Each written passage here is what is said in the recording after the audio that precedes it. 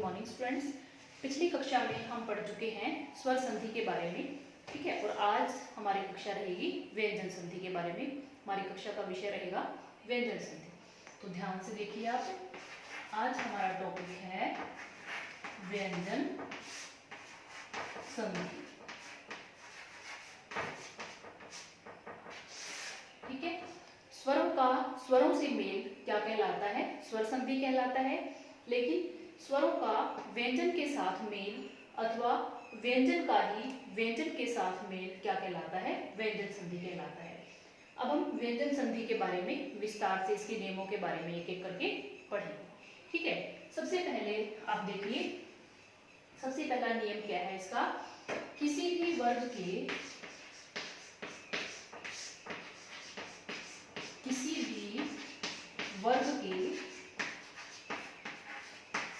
पहले वर्ण का, ठीक है, पहले वर्ण का परिवर्तन होगा किसमें? तीसरे वर्ण में। तीसरे वर्ण में परिवर्तन,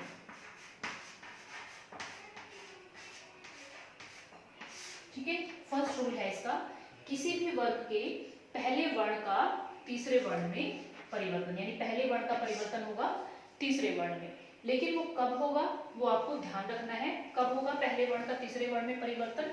जब पहले वर्ण के बाद, ठीक है, पहले वर्ण के बाद क्या आए? तीसरा या चौथा वर्ण आए, ठीक है। या फिर क्या आए? कोई भी स्वर आए,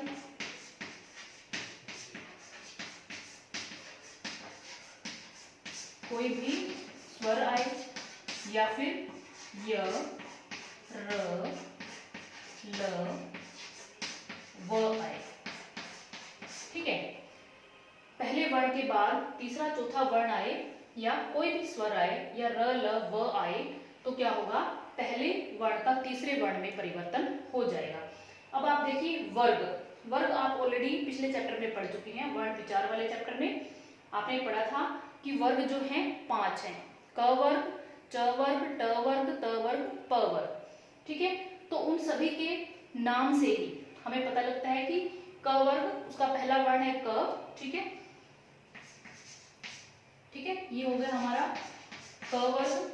फिर च वर्ग, ट वर्ग, त वर्ग, और ये है प वर्ग, ठीक है। ये हमारे 5 वर्ग हैं। तो देखिए, इनका तीसरा और चौथा वर्ण जब इसके बाद, यानी पहले वर्णों के बाद कोई भी तीसरा चौथा वर्ण आए या कोई भी स्वर आता है या र, ल, व आता है तो क्या होगा? अपने ही वर्ग के वो तीसरे वर्ण में परिवर्तन, उसका तीसरे वर्ण में परिवर्तन हो जाएगा। देखिए, क के बाद सेकंड है ख, थर्ड क्या होगा? ग और घ, फोर्थ, ठीक है। च, छ, ज और झ, ट, ठ और ड, त, थ, द और ध, ट के बाद ठ दूसरा है, ड और ढ आएंगे इसके, ठीक है। प के बाद फ दूसरा वर्ण होगा, फिर ब तीसरा और चौथा भ, ठीक है। तो ये हमें ध्यान रखना है, ये पहला वर्ण है, ये तीसरे हैं और ये चौथे वर्ण है, ठीक है। अब इन पहले वर्णों के बाद कोई स्वर आता है या र, ल, व आता है या तीसरा चौथा वर्ण आता है तो ये तीसरे वर्ण में इसका परिवर्तन हो जाता है। जैसे आप एग्जांपल देखेंगे अभी, जैसे दिक् प्लस दर्शन, ठीक है। अब देखिए, क जो है पहला वर्ण है, ठीक है, ये है हमारा पहला वर्ण, और द आप देखेंगे तीसरा वर्ण है, ठीक है, ये है हमारा तीसरा वर्ण। तो हमने क्या कहा है कि ये कौन से वर्ण में परिवर्तन हो जाएगा? तीसरे वर्ण में परिवर्तन हो जाएगा अपने ही वर्ग के, ठीक है। क वर्ग का तीसरा वर्ण क्या है? ग है, तो इसको क्या बन जाएगा? दिग्दर्शन, ठीक है।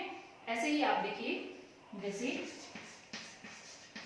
वाक प्लस ईश, ठीक है। क पहला वर्ण है, उसके बाद क्या आया है हमारा स्वर आया है, ठीक है। तो ये तीसरे वर्ण में बन जाएगा, तो क्या बन जाएगा इसका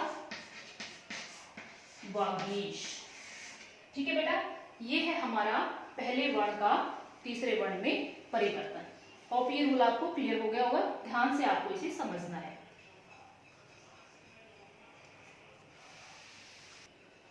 देखिए नेक्स्ट रूल है हमारा कि पहले वर्ण का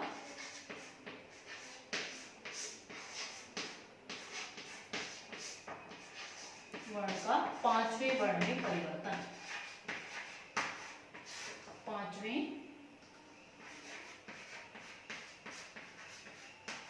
वर्ण में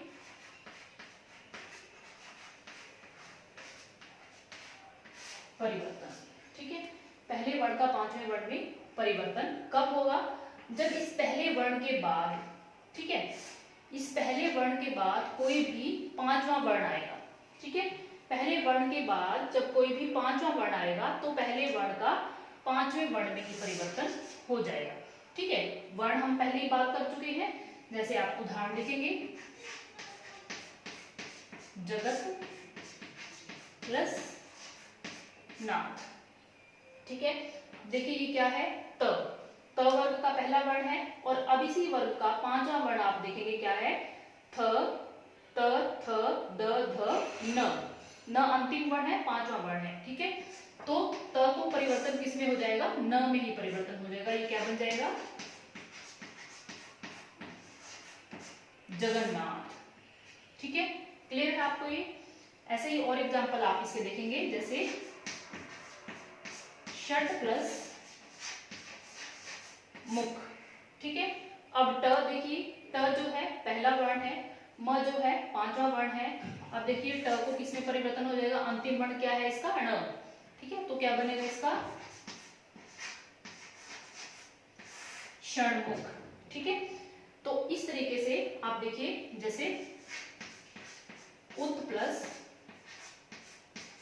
नयन, ठीक है। अब त को भी न में परिवर्तन वही, तो क्या बन जाएगा? ये उन्नयन, ठीक है। तो ये है इसका दूसरा रूल, आपको ध्यान से पढ़ना है। पहले वर्ण का पांचवें वर्ण में परिवर्तन, या कोई भी वर्ण आता है तो इसका अनुस्वार भी बन जाता है, ये ध्यान रखना है आप। थर्ड नियम आप देखेंगे, त संबंधी नियम, ठीक है। त संबंधी नियम, त संबंधी नियम जो है ये थोड़ा सा बड़ा है, आपको थोड़ा ध्यान से इसको समझना है, ठीक है। ये थोड़ा बड़ा है। देखिए त के बाद, ठीक है, त के बाद च आए, ठीक है।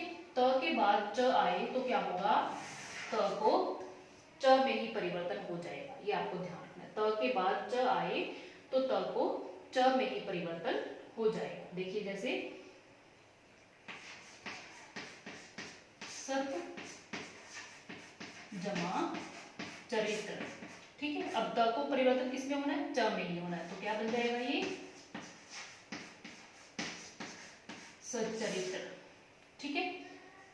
ये है त के बाद च आए, और यदि त के बाद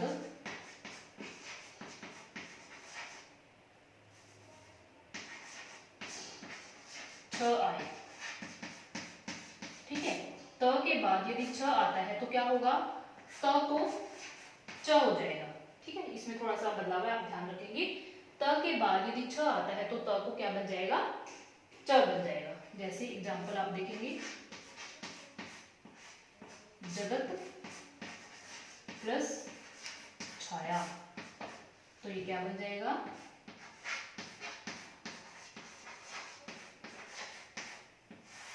जग छाया, ठीक है। ऐसे आपको ध्यान रखना है। फिर है त के बाद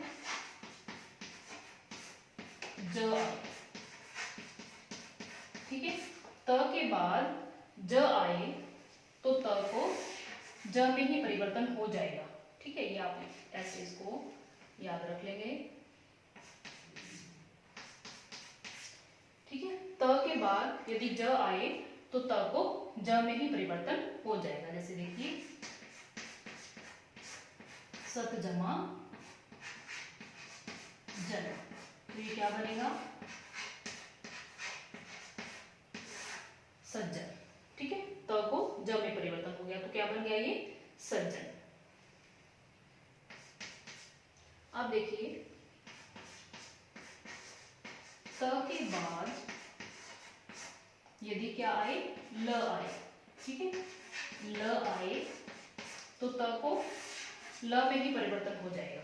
ठीक है, जैसे एग्जाम्पल आप देखेंगे तत् जमा लील, ठीक है, तो ये क्या बन गया आपका तल्लीन। ठीक है बेटा, ये रूल्स आपको सारे लर्न करने पड़ेंगे कि कौन से वर्ण का कौन से वर्ण में परिवर्तन होता है। त संबंधी अभी और भी नियम है, इसके बारे में देखेंगे अभी हम। ठीक है, अब देखिए त के बाद यदि ट आए, ठीक है, तो त को ट में ही परिवर्तन हो जाएगा। जैसे आप एग्जांपल देखेंगे तत् जमा टीका, ठीक है, त के बाद ट आए हैं तो त को ट में ही परिवर्तन होगा तो क्या बनेगा ये तट्टिका। ठीक है, क्या बन गया है तट्टिका। अब देखिए त के बाद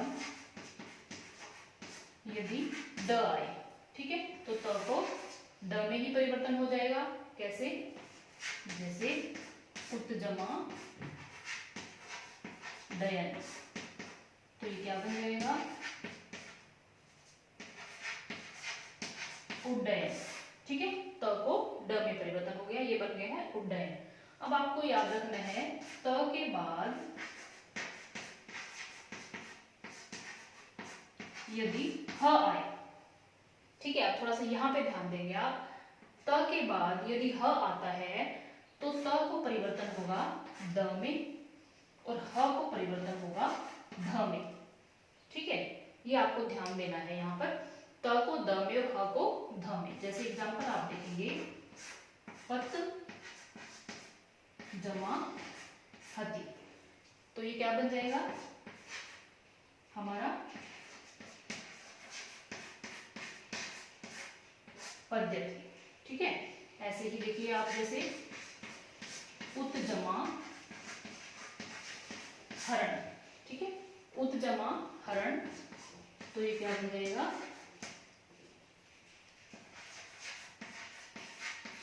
उद्धरण। ठीक है, क्या बन जाएगा ये उद्धरण। तो ये है त संबंधी नियम। ठीक है, अभी और भी हैं। त के बाद श आए, ठीक है, त के बाद यदि श आए तो क्या होगा त को च और श को छ बन जाएगा। ठीक है, ये ध्यान देना है आपको, त को च में और श को छ में परिवर्तन हो जाएगा। जैसे आप यहाँ पर एग्जांपल देखिए आप इसका, जैसे उत जमा शिष्ट, ठीक है, ये ध्यान देंगे आप, उत जमा शिष्ट। अब हमने क्या कहा, त को च में और श को छ में परिवर्तन होगा यदि त के बाद श, तो ये क्या बन जाएगा यहाँ पर उच्छिष्ट।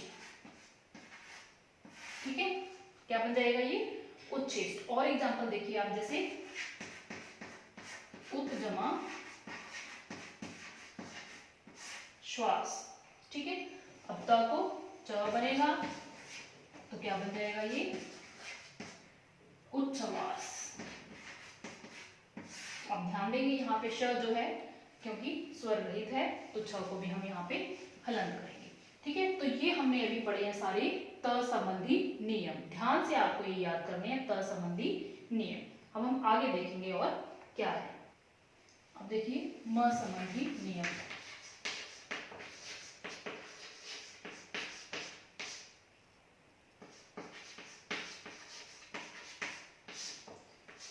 ठीक है, अब यहाँ पे आपको ध्यान देना है, म के बाद क से म तक कोई भी वर्ण आए, ठीक है,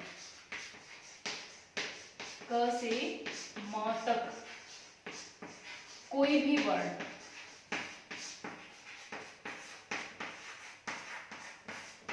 ठीक, क से म तक कोई भी वर्ण आए तो क्या होगा, अनुस्वार हो जाएगा इसका। ठीक है, म का क्या हो जाएगा, अनुस्वार हो जाएगा। ठीक है, या क से म तक कोई भी वर्ण आए या य र ल व आए तो भी इसका क्या बन जाएगा, अनुस्वार बन जाएगा। जैसे आप देखिए उदाहरण मैं आपको बताती हूँ, सम जमा कल। ठीक है, तो क्या बनेगा, समकल, म का देखिए आप अनुस्वार बन गया है। ठीक है, सम जमा चे, क्या बन गया है ये, संचय। ठीक है, ऐसे देखिए सम जमा भव, ये क्या बन गया है, संभव।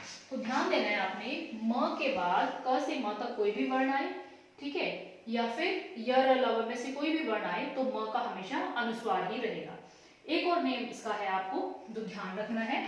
ठीक है, म के बाद यदि म आए, म के बाद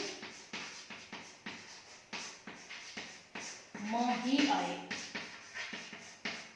ठीक है, म के बाद म ही आए तो म का क्या हो जाएगा, द्वित्व हो जाएगा। क्या हो जाएगा इसका, द्वित्व। द्वित्व आप जानते हैं ना क्या हो जाता है, आधा वर्ण और पूरा वर्ण। जैसे देखिए सम जमा मान, तो क्या बन गया है ये हमारा, सम्मान। अब देखिए इसको द्वित्व हो गया यहाँ पर। ठीक है, ऐसे एक और एग्जांपल देख लीजिए, सम जमा मोहन, तो क्या बन जाएगा इसका, सम्मोहन। ठीक है बेटा, ये है म संबंधी नियम, ये दो ही है, ये आपको ध्यान रखना है। म का अनुस्वार में परिवर्तन हो जाता है, कोई भी वर्ण आए म के बाद तो अनुस्वार में ही परिवर्तन हो जाता है। वैसे तो इसका पंचम वर्ण भी होता है लेकिन आजकल वो खत्म हो चुका है, तो आपको यही ध्यान रखना है, अनुस्वार का ही। दूसरा है म के बाद यदि म ही आए तो म का द्वित्व हो जाता है। ठीक है, ये आपको ध्यान रखना है। अब नेक्स्ट करेंगे न संबंधी नियम। अब आप देखेंगे न संबंधी नियम। ठीक है, क्या देखना है आपको, री र और श।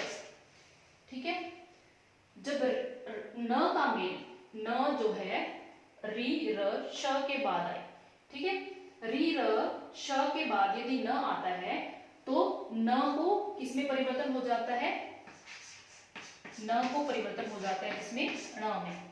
ठीक है, ये ध्यान रखना है आपको, न को परिवर्तन हो जाएगा किसमें, ण में। ठीक है, एग्जाम्पल देखिए जैसे री प्लस न, ठीक है, री प्लस न, तो क्या बन जाएगा ये, ऋण। ठीक है, ऐसे ही देखेंगे कृष प्लस ना, तो क्या बन जाएगा ये, कृष्णा बन जाएगा। ऐसे ही देखेंगे शोष प्लस अन, ठीक है, तो क्या बन जाएगा ये,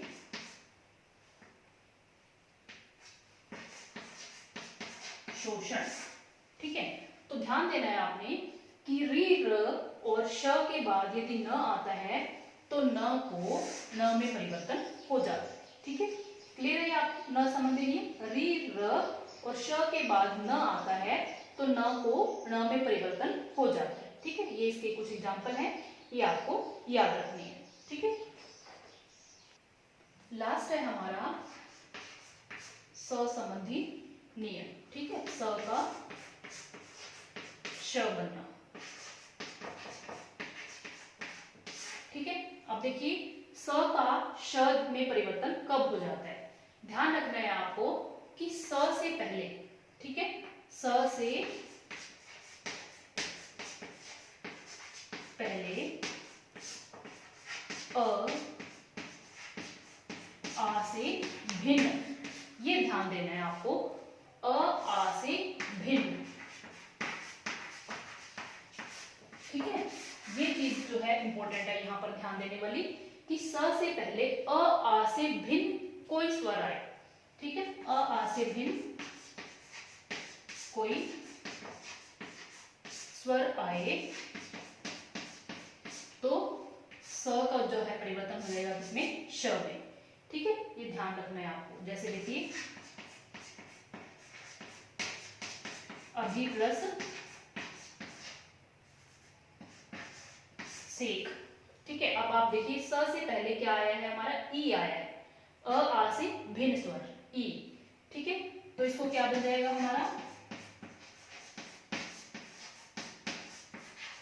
श बन जाएगा स को, तो ये हो गया अभिषेक, ठीक है। ऐसे ही आप देखिए नी प्लस सेद, ठीक है, नी प्लस सेद, ई आया है तो क्या बन जाएगा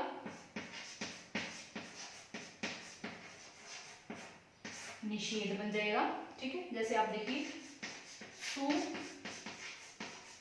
प्लस सुक्ति, ठीक है। अब देखिए स से पहले उ आया है तो स को वही श बन जाना है, तो क्या बन जाएगा ये यहाँ पर सुसुप्ति,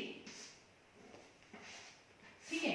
ये है इसके कुछ एग्जाम्पल, ठीक है, ये है स का श में परिवर्तन।